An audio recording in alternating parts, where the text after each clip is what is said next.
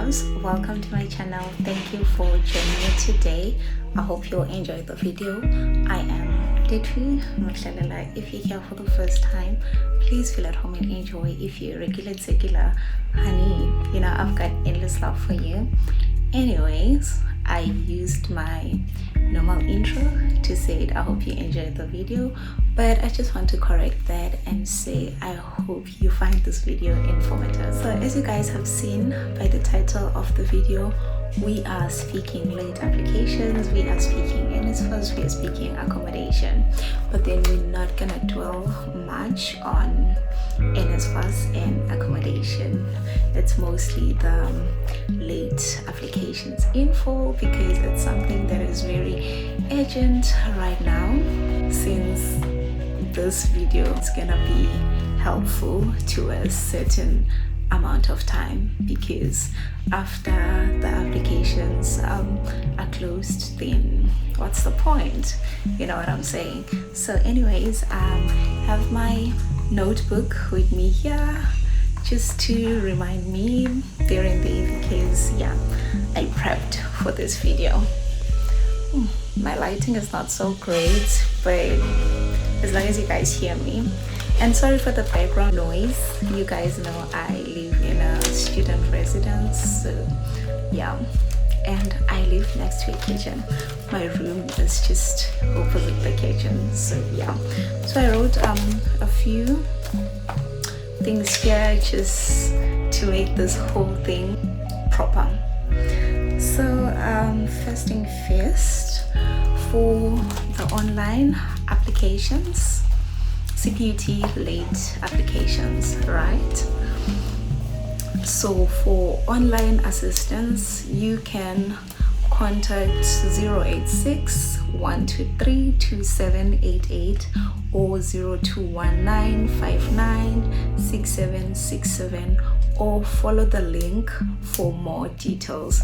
I'll link it down below in the description box. I will link everything down there, okay?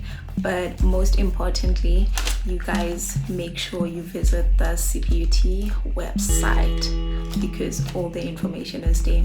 I did that today, and I just saw that the late applications thing is a priority. It's just up there. So immediately you open the CPUT website. That's the link you come across first, and you can get everything done there. But then let's just highlight a few things. From the 15th, which I'm filming this video on the 19th. Today it's a Sunday. Today's a Sunday. So applications in the Faculty of Engineering and Built Environment have been opened from the 15th till the 20th, which is tomorrow, Monday, right?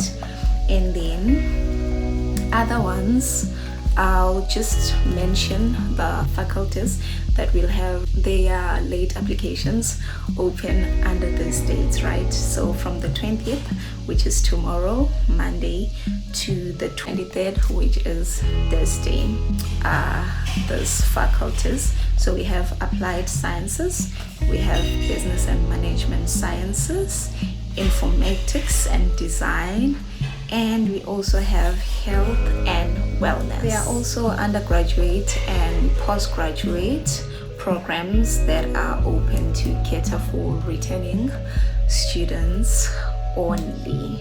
So you guys must definitely visit the website, and if you're a returning student, for sure it's not gonna be so hard, okay, because you're familiar with everything there, right?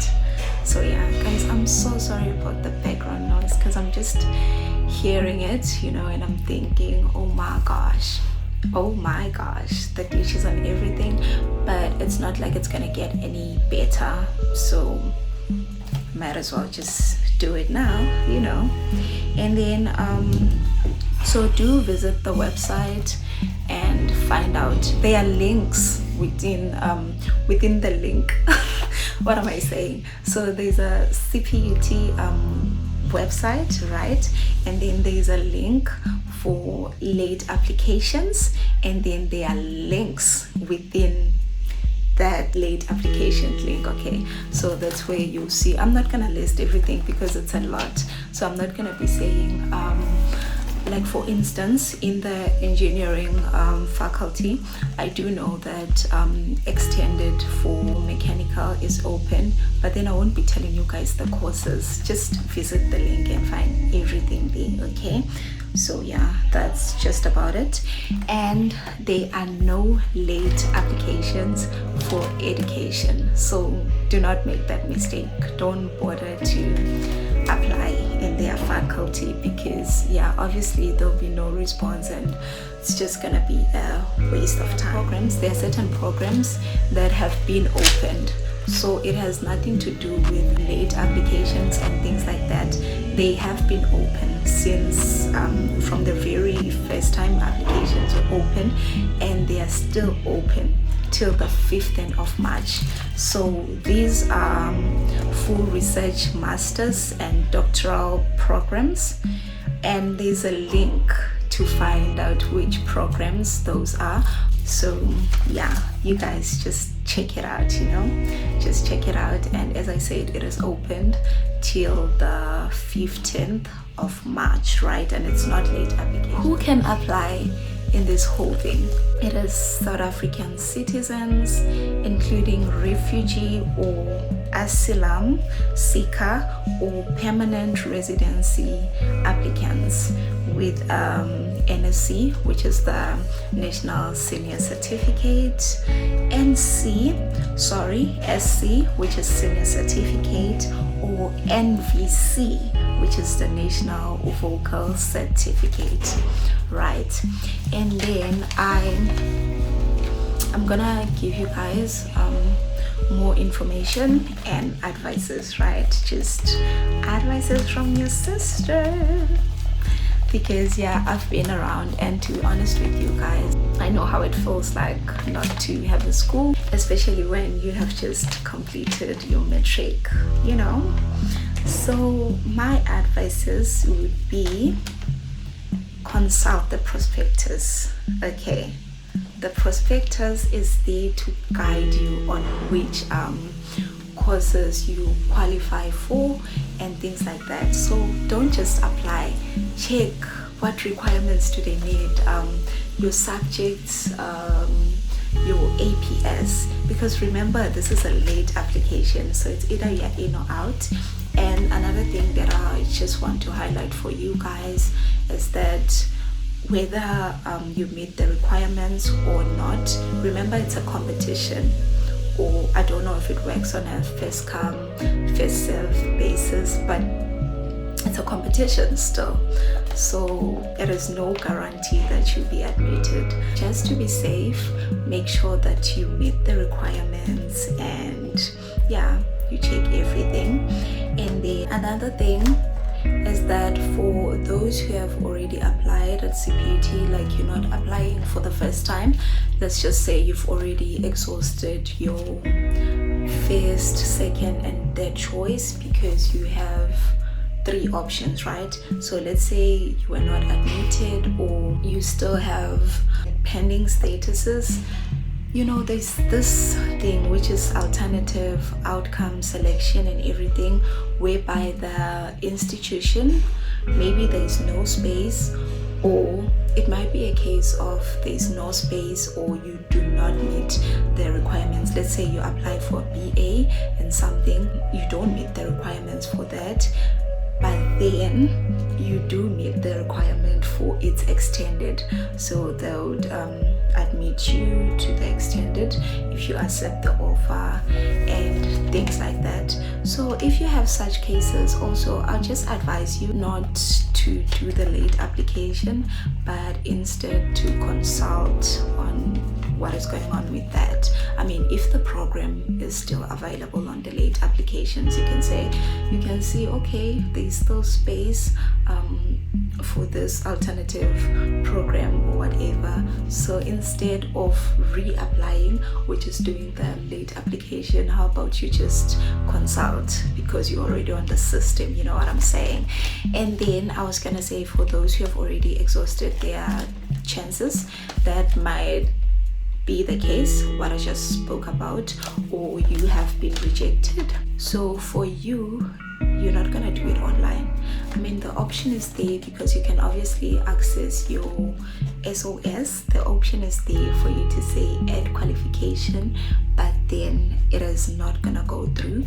So you have to go to the faculty office, like if it's applied sciences, you go to your faculty office. If it's engineering, you go to your faculty office to submit your application manually. Okay, if it's your fourth choice, you've already exhausted the first, second, and third that you were given at first, right? Okay, I hope you got it. Now, let's say you are not around. Maybe you're from far and you don't want to be spending money coming here where you're not even guaranteed that you get space. So you do call them, or you don't call them. Instead, you have someone that is helping you. Guys, do not be fully dependent. Okay, you are obviously dependent on that person because she or he is helping you, but then just also be a part of follow up, ask questions, because obviously that person might be a student or also has his or her own things going on. So do make a follow-up, do ask questions, check your status regularly, just be hands-on, do not be fully dependent. Guys, I'm actually emotional talking about this. I'm emotional talking about this because I was also through the same thing in 2020. So I completed my matric in 2019 and I applied in all these institutions. I applied, and January came. I had a lot of provisional acceptances. Should I say acceptances? But I got that from a lot of institutions, and when January came, I was rejected, or like this pending statuses and everything. So everything was just a mess. But I won't lie to you guys, I was looking forward to go to this other university, which is here in Cape Town as well. So I booked my ticket and everything because I had a provisional acceptance, right? And because of ignorance, actually not ignorance, well, that university was my last option because I still had my provisional acceptance and everything for occupational therapy, by the way.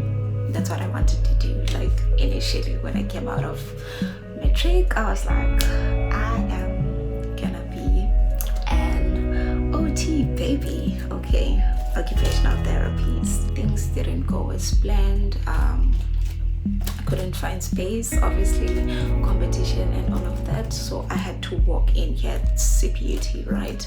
And fortunately enough, it was still done manually. It wasn't online. Okay, maybe it was online, but I came here because I'm that girl. Like, I don't know, I think I panicked, but I was just here. And guys, believe me when I say I trusted everyone and everything with my life. Like, whoever was just offering to help me, I was down. It was giving desperate, child. It was giving desperate. Some would be like, okay, meet me at 7 tomorrow and everything like that. I'll be here at 7, and the person doesn't show up. The person is no longer on his or her phone. Why am I even hiding this? Not her, because it was always the male comrades and everything. But then finally I met another comrade guy who really helped me, guided me through everything. But my point with this is that I was present all the way. I was not fully dependent. I was asking him, okay, I'm gonna go inquire for you, I'm going to see the HOD, what, and I was like, tell me what time you go. I'm coming with you. I am coming with you. Or your registration, there are blogs, this and this and that. What is happening? I am coming with you. I'll just jump in the transport and I'm here with him all the way. For residents, well, I had private accommodation at that time, but then I was fighting, so I also asked him I would really like to live in one of the CPUT residences, so please help me with that. Fortunate enough, the housing department at that time, I think they had like space or everything like that, because the girl was like, you imagine I got admitted to 2 residences too, and I just picked one. Okay, so that was just it, but my point is that I was present and I was asking questions, and I would go and be a part of those long lines seeking for residence, seeking for space to study, you know. So yeah. And then another thing is that if, okay, well, obviously you guys are gonna be responded to, so you might be rejected or accepted. And for those of you who will be rejected, on the website and on the CPUT late applications, if you read through, because I read the whole thing, right? I wanted this video to be like, to know my story, so I read everything, and I did see a link for people who will not make it. Like, let's say you are rejected, so there's a link there that you can access, and those people, I forgot who they are, and I don't know why I didn't note it down, but apparently they are able to refer you to other institutions who still have space. I mean, if you do qualify, or other internships, like other programs, but it does really seem helpful, you know. I mean, it would be better than to stay at home or just, yeah. So if you're not accepted, you can consider that. I don't know why at first when I read the thingy, they said applications are free of charge. I am not sure if it's your first time, like you applying at CPUT for the first time, I'm not sure. But for those who will be doing their 4th choices or returning students, yes, it is free of charge for you, because you just add in, you know, like you're already on the system. So, and also another thing that I wanted to highlight is that when applying, okay, so obviously the application form is there for you to download, right? So when you're applying, just look at what they need. I'm not talking about requirements and everything. I already mentioned that, like look at the APS or whatever you need, but now I'm speaking of documents. Look what documents, just check which documents do they need, what is expected from you, do you have to write any whatsoever. I know for the health department there's a form or whatever, I don't know.